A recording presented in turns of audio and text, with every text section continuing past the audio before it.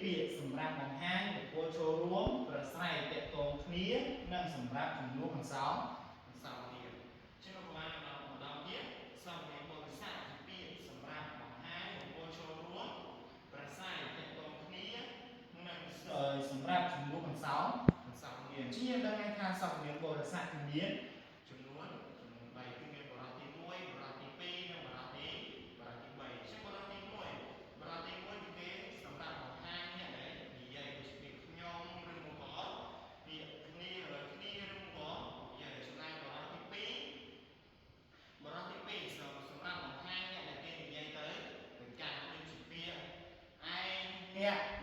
ឯងរកគ្នាជាដើមចំណែកបរិស័ទទី3គឺសម្រាប់បង្ហាញអ្នកដែលគេលើកយកមកនេះនិយាយដូចជាវាឬមកក៏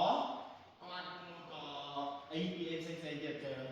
ជាដើមតោះជាងយើងចូលទៅតាមការបំពេញកថាខាងរបស់វាតោះមួយចូលបំពេញរបស់ដោយប្រើសំដេងបរិស័ទជាងយើងមើលរបស់ទី1នាងជាសិស្សពូកែនឹងជារីអាចុចវិញជាសិស្សពូកែភាសាខ្មែរ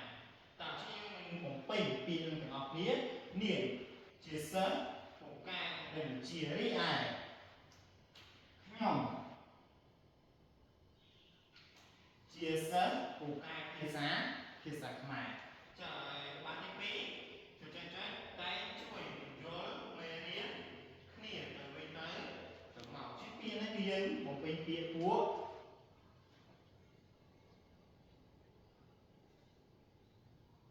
គេដាក់ចឹងពួកគេតែជួយបញ្យល់មេរៀនគ្នាទៅវិញទៅមកទៅបាសទី3ជាតាខ្ញុំតែអប់រំមានចុចនឹងចៅ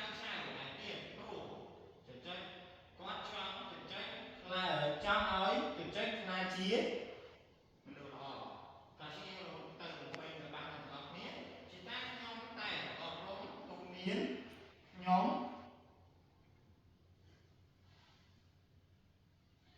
នឹងចៅឯទៀតព្រោះគាត់ចង់ឲ្យពួកយើង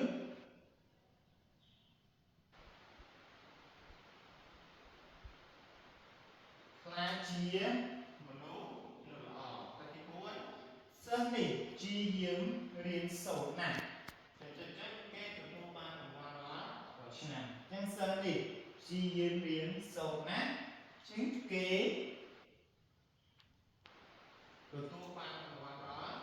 ឆ្នាំអញ្ចឹងការបំពេញកថាខាងដោយប្រើសព្ទនាមបរិស័ទវាត្រូវប្រើវាឲ្យសមស្របជាមួយនឹងរបស់របស់យើងដើម្បីណារបស់នេះមាន3គ្រប់របស់ទីហើយនាងបើនាងជាសិស្សពូកែនឹងជារីឯខ្ញុំវិញជាសិស្ស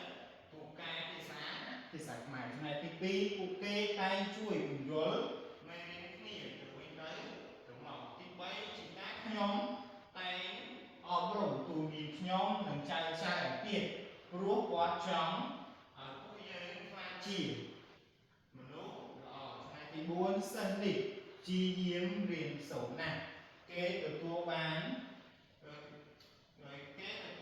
គេបានទទួលរង្វាន់ដល់ឆ្នាំតើជាងគេបានទទួលនៅថ្ងៃនេះទៅដល់ទីបញ្ចប់សម្រាប់បងប្អូនទាំងអស់គ្នាសូមព្រះរៀនផង